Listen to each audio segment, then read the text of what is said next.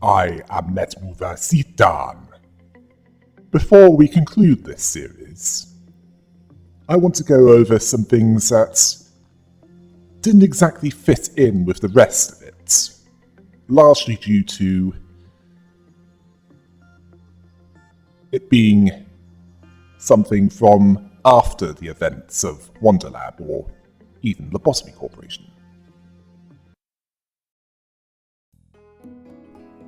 Yes, let's talk about all of the stuff that I didn't want to before, because it would spoil what was in Library of Ruina, along with the Distortion Detective and possibly Leviathan and what little, at the time of this recording, I know of Limbus Company. As Wonderlab is set during Lobotomy Corporation. As of the ending, well, if you don't want to be spoiled with what's after the Lobotomy Corporation ending, that's the 100% ending, please stop watching until you're familiar with that story.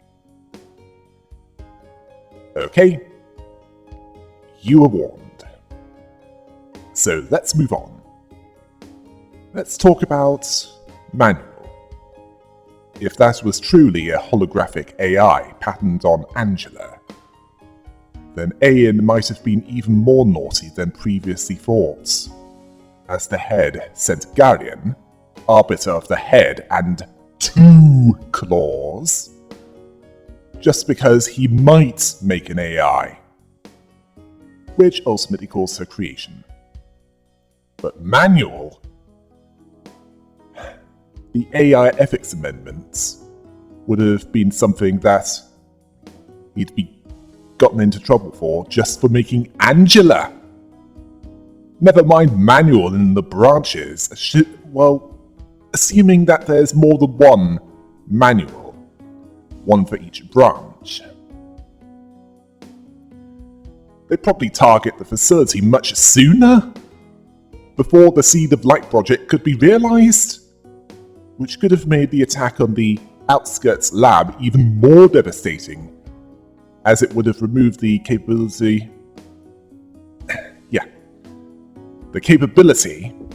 to recover from the head's retribution. How would this be possible, you may ask? Well, they could have threatened T-Corp to cut off Time Track for L-Corp, along with threatening W-Corp to restrict the teleportation to and from the facility, along with threatening R-Corp to provide backup for their attack on the facility, where if they fail to comply, it would result in them being wiped out as accessories to L-Corp's crimes. It might explain why H-Corp was wiped out by Garion, arbiter of the head, because they were working with L-Corp on this, or at least would work on them, as the attack was based on some form of precognition of either B-Corp, the eye, or A-Corp, the head. Which was an own goal on their part, as they caused what they were trying to prevent.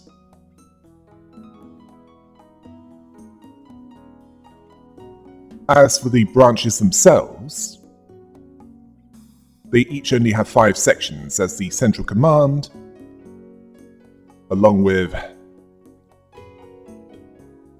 the Dahat Hidden section, and records and extraction were only needed for the facility.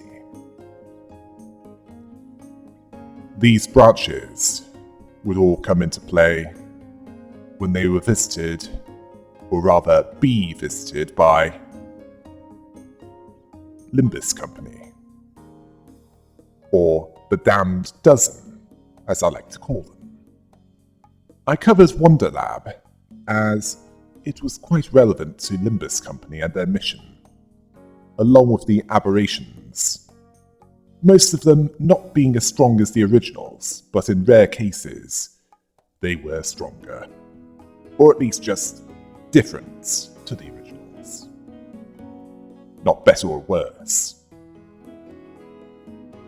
It would appear that most of the aberrations would be located in the branches. Yeah, the branches getting all the leftovers. And that's what will likely be fought in them most of the time. Although there were some abnormalities sent to the branches, such as the Servant of Wrath, along with the Road Home and Scaredy Cats. Those three somehow ending up in the library after the ending of Wonderlab. As for where Ozma and the adults that tells lies came from, they were probably from other branches, like the others that weren't in the facility.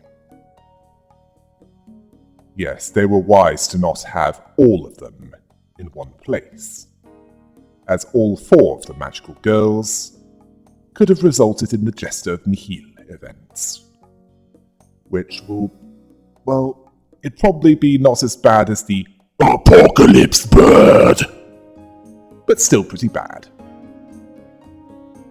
As for the Twisted Wizard of Oz set, all of them could have been summoned by the adult that tells lies. Either that or all could breach when the Wicked Wizard breached, where all four needed to be defeated before the adult that tells lies could be damaged, never mind suppressed. And that's how, in both cases, their EGO is acquired. That's suit, weapon, and gifts. Oh yes, and speaking of aberrations, let's hope there aren't any anime come to life kind of aberrations, as I can think of a few examples that could appear due to that. Such as a shonen anime protagonist denser than lead. Yes, that's just one example. I don't want to think of any others. Let's just move on. As for the others, the aberrations, they're still, well, they're likely still in the branches when they were all sealed, until they become opened, once Virgilius leads his band of to them. There's also the question of the branches in District 12. Were they all dumped in the outskirts along with the rest of the nest? Towards the end of Library of Rowena? Was it just the branches in the nest that were dumped and the backstreet branches are still there? Or were the branches deep enough underground to avoid the eviction protocol? Yes, the eviction protocol of the Eye. If it's the first one, then that could be an endgame area, the outskirts, where they visit what used to be District 12's nest and arrive at the library, leading to Angela's plan to attack the head directly.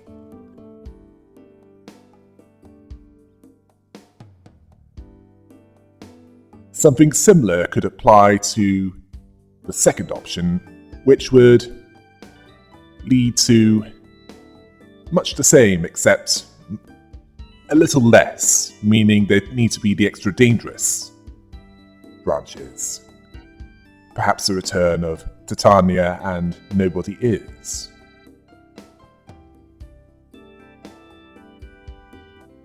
If it's the third one, then the outskirts would most likely be bypassed. Speaking of rebellion, Tai, Finn, Ella, and Flower formed a fixer office. Could they be encountered in either Limbus Company or the Distortion Detective? Well, that second one seems more likely, as They might have similar business with the everlasting party distortion that used to be cats.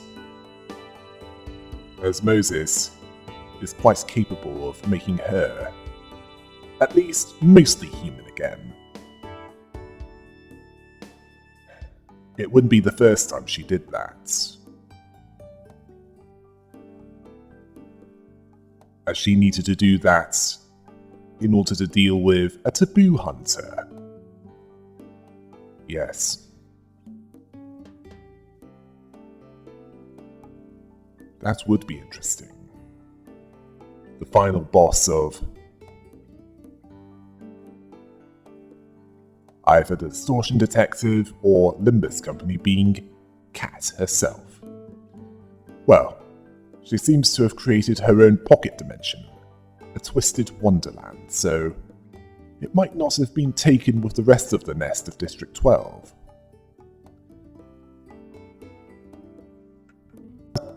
As for the survivors of Lobotomy Corporation Branch O-5681, they were wise to head into the back streets, as it wouldn't be safe in the nest after the fall of Lobotomy Corporation.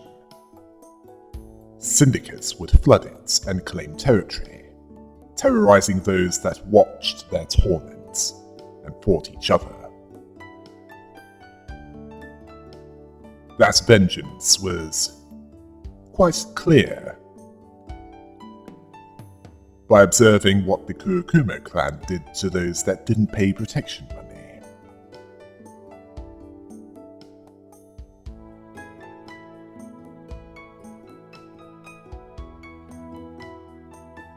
The others that didn't join the Bloom office, apparently they formed a vigilante group, and Pirin dyed his hair purple. And likely needed some cybernetic replacement body parts due to him losing at least his arm during the escape from that branch. It's a little unclear what they're doing, other than not living in a nest. Who knows, they might appear in a future game. Then again, they might be written into obscurity. Well, Hollywood has done that for less. But Project Moon, at least at the time I'm recording this, is a bit more idealistic than that. So they're less likely to do that. Oh yes, let's talk about Finn, one of the former agents turned workshop operative, who used to be in a syndicate. Yeah, he used to be a thug. But at least with Lobotomy Corporation, where the only thing that you needed was the ability to feel emotion and pain, it's possible to go legit. Well, even if you can't get into a recruitment village, they can still be recruited into a fixer office. I mean, just look at the Hook office.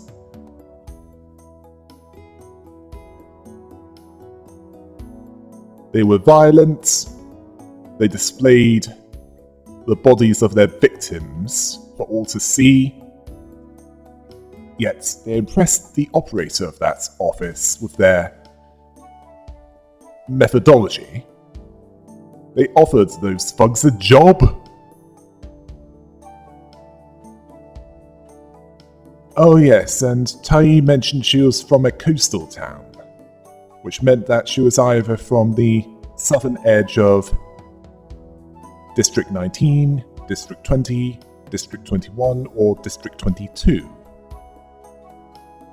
And based on the fact that she could swim in those waters, never mind dive down,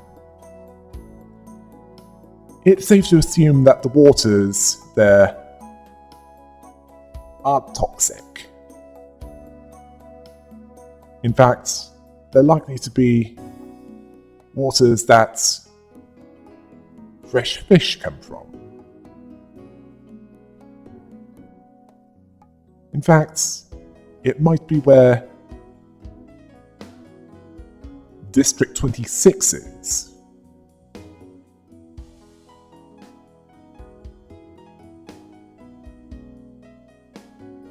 Well, it's certainly a possibility, as District 26 isn't on the city map.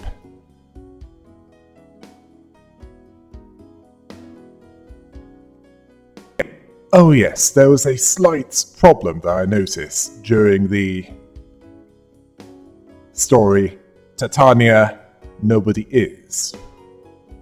The parts where they were waiting for a bus, where in the background it said District 3.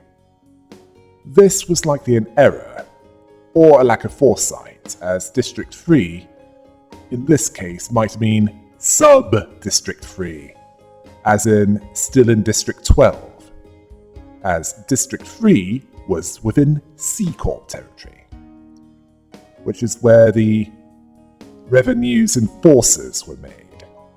Yes, the claws. Those that do what a certain demon-slaying demigod does. But instead of demons, they do so with patent violators and those guilty of tax evasion. Well, it certainly makes more sense when you think of it that way, doesn't it? In that case, Cat... Yes, I'm thinking of what Cat did, where she did the survivors of that branch of Lobotomy Corporation a favour, as if she didn't cause so much destruction in that branch as a distortion, they would have most likely be sealed within that branch and left there to be killed by the abnormalities. Unless she didn't kill them first. It's also clear that at least Tai kept the stained rose EGO suit and weapons. As for the others, the EGO suits and weapons they possessed were either lost or damaged beyond repair.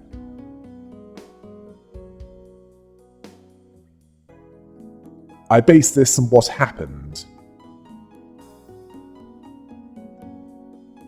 with one that Cat wore during her fight against the road home, where enough damage can damage it beyond usefulness. She also damaged Rose and Tai's EGO suits in order for them to be replaced with something more protective for what they were about to do, such as the EGO suit of the Puka caterpillar. That begs the question, what would have happened if Cat was the one to die to the stained rose instead of Rose? I can see the following possibilities. 1. Rose distorting into a form that fitted her personality, either an avian-like form or some kind of poison ivy rip-off. And they'd have to deal with her, with Tai wielding the stained rose EGO, and eventually forming the Bloom office with her in charge of it. That wouldn't be that much different. Although it might not result in the abnormalities breaching, or if they did, they wouldn't have a united front around the distorted Rose. 2. Rose not giving up on herself and manifesting an EGO of her own. Likely similar but different to the stained Rose. Yes, one that's truly hers. I wonder, does EGO manifested from the person who did so have the same risks as an EGO manifested from something else? Would they hear the voices? Would they have a similar strain to them? Well, there is the risk that they'd get sealed in the branch with all the abnormalities, as there's no destruction due to that. 3, same as 2, but more of them get out in time before the branch gets sealed, as Rose might notice that the branch is about to be sealed, and they need to get out before that happens. Tai forms the Bloom office as the story, at least as Wonderlab would put it, said she would. Although this time Rose would be forming it with her. 4, Cat's death hits Tai hard, who distorts into some kind of aquatic-looking distortion, causing something similar to 1 but with a different cause. 5, both Rose and Tai distort, and it's likely to be much worse than even the story as we would know it, as much fewer would be able to get out of there alive. In fact, if it weren't for Tai, Flower, Finn and Ella wouldn't get out of there alive.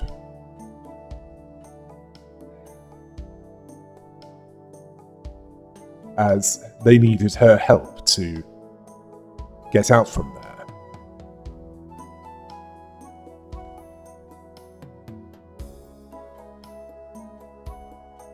Yeah. Clearly the story as it was written is not as grimdark as it could be. As in, not the best, but it could be worse.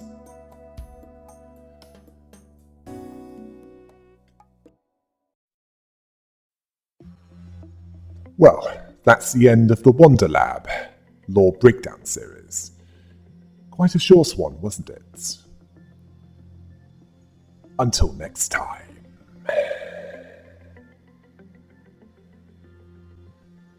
Hail the rabbit!